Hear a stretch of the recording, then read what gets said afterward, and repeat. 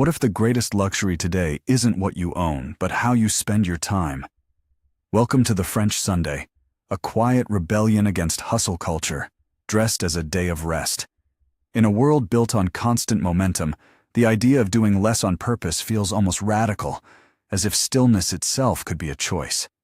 That choice, though seemingly small, opens a space where time slows down enough for you to notice the textures of your day. The core idea of French Sunday is simple. It's not about doing more. It's about doing less, intentionally, with attention.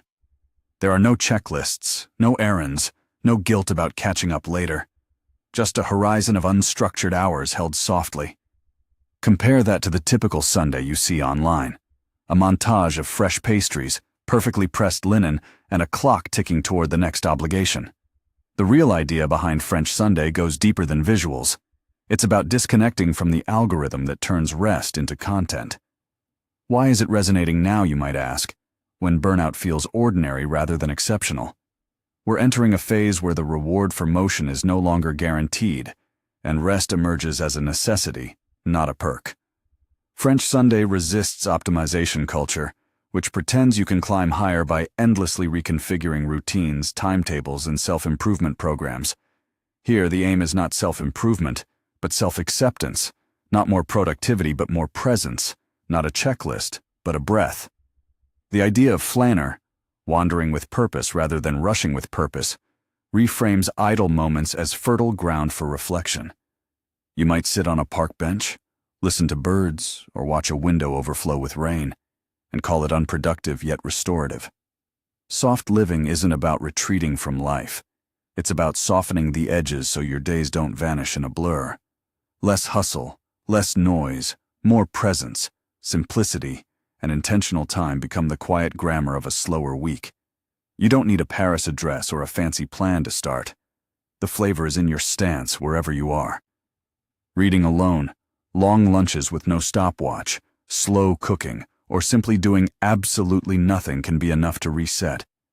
In a culture that rewards motion, choosing stillness becomes a quiet act of resistance, a refusal to outsource your life to the clock.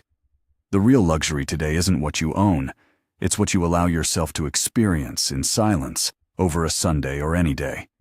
If you want to try a version of this, start with a single Sunday hour carved out for nothing in particular.